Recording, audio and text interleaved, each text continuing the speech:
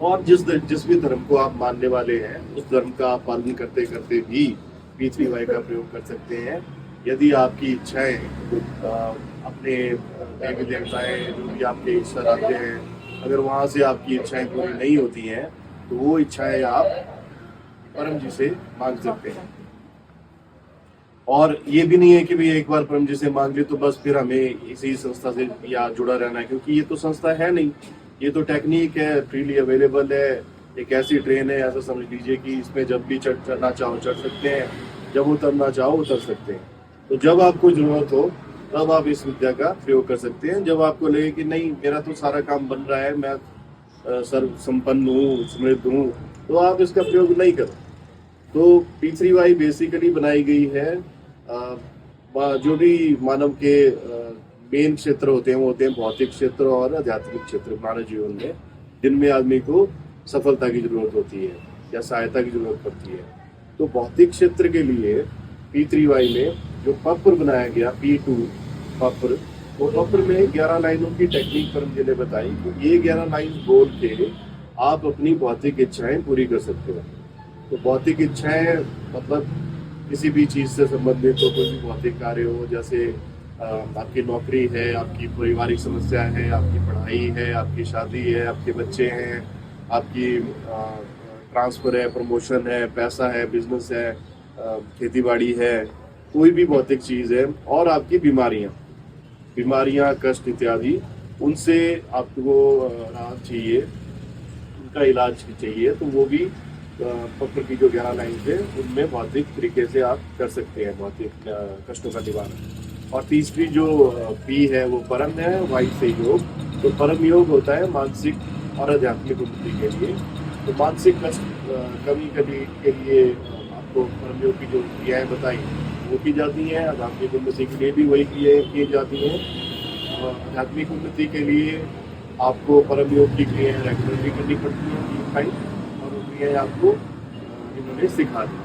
तो जो P2 पत्र है उसमें आप जैसे आपने जब करना है तो 11 लाइन से, वो क्या क्या 11 लाइनें हैं जो हमने कई बार यहाँ पे बोली अभी। तो आपने सोचा होगा कि भाई ये बोल रहे हैं कुछ परमं शरणं गच्छामि यं शरणं गच्छामि, कौन सा मंत्र ये बोल रहे हैं।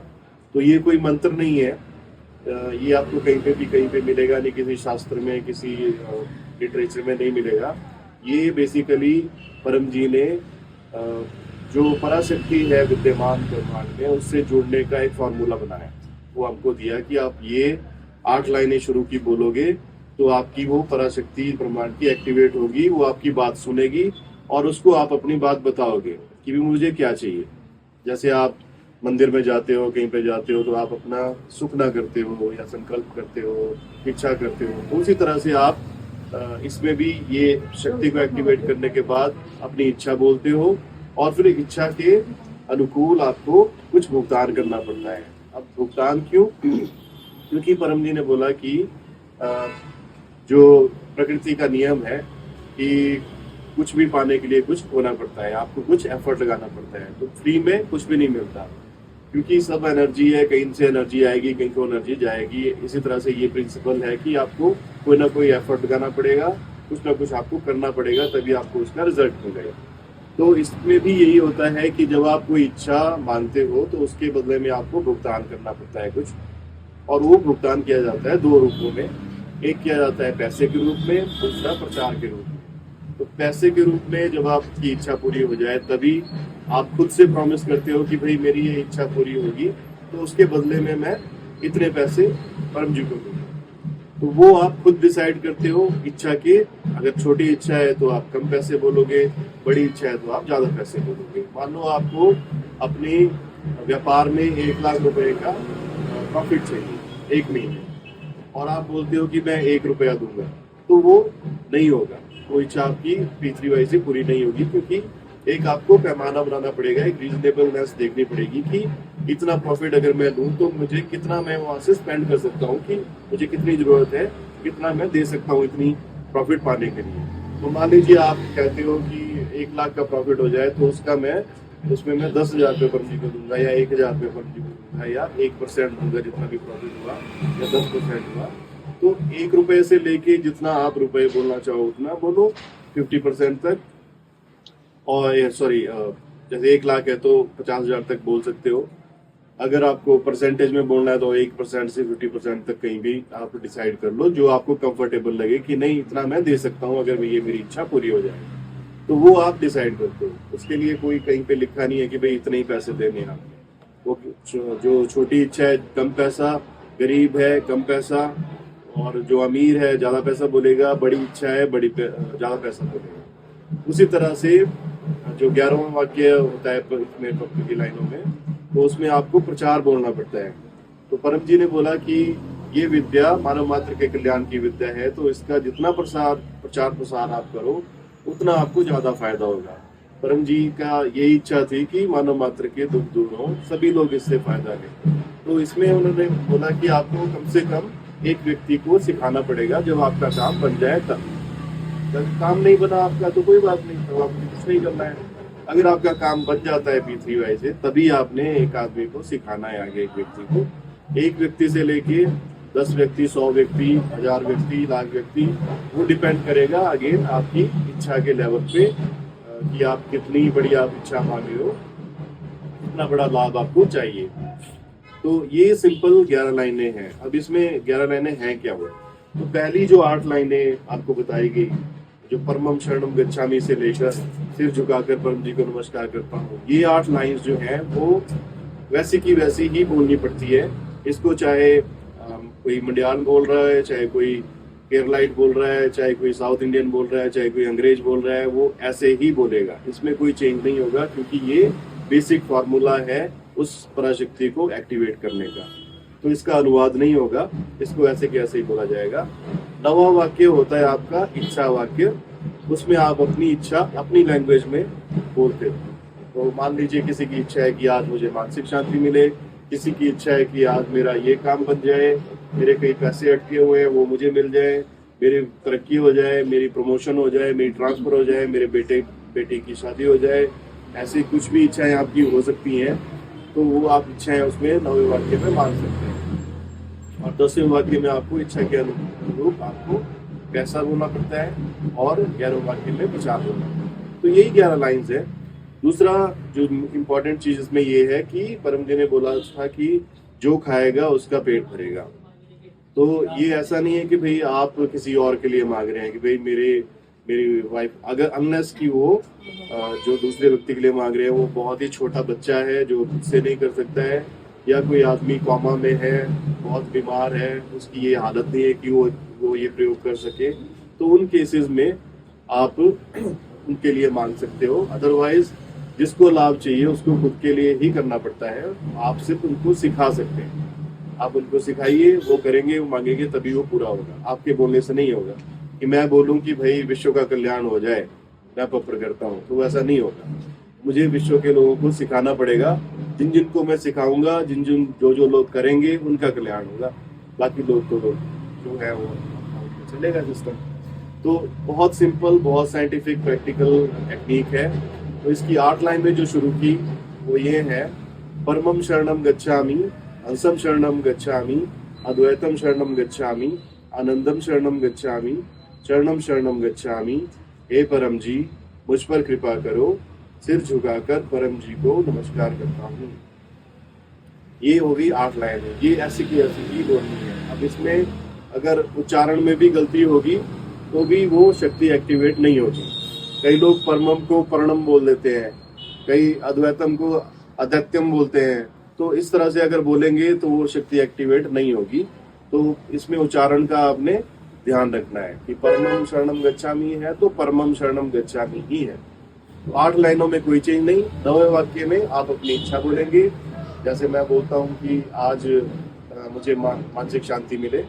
10वें वाक्य में बोलूंगा इच्छा पूर्ण होते ही पकर में, पकर क्या हुआ? पकर हुआ कि जो आप प्रॉमिस करते हो परम जी को एज अ टैक्स देना, कि जब मेरा काम बन जाए तो मैं इतना मैं करूंगा, ये प्रॉमिस मैंने किया, तो उसको पकर बोलते हैं।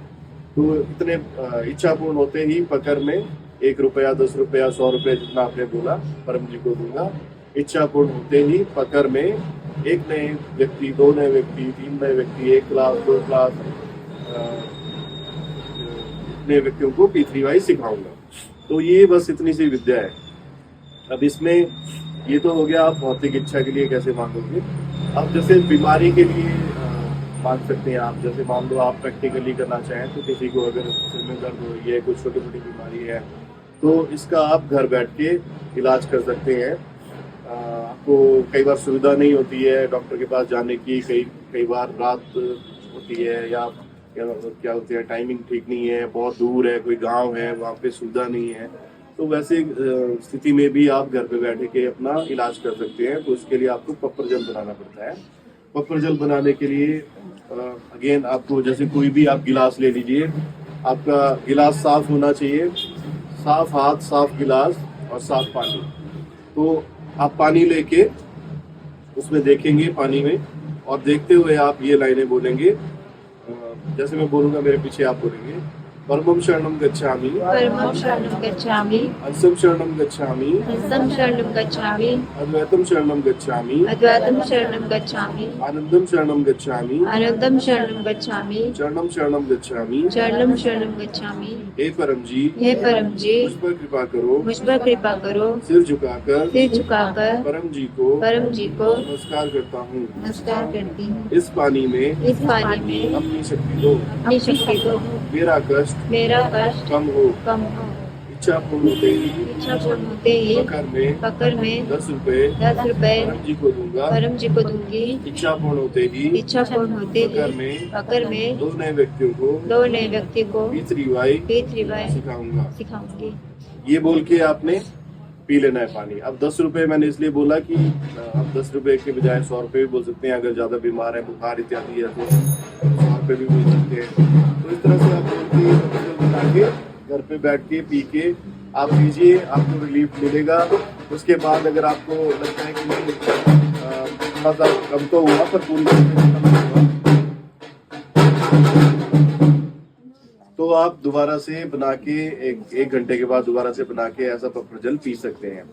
तो इसमें बीमारी के लिए आप कर सकते हैं। अब बीमारी में क्या होता है कि बड़ी से बड़ी बीमारी भी ठीक होती है। तो इसमें P3 वे में आप घर बैठे जितना आपका डॉक्टरी खर्चा आता है उसके 25% में आपकी बीमारी घर बैठ के उसका आपका कष्ट कम होता है। और तीसरा जो एक और चीज इसमें है कि इसका प्रयोग आप दुर्घटना इत्यादि में भी कर सकते हैं। जैसे एक बार जा रहे होते हैं,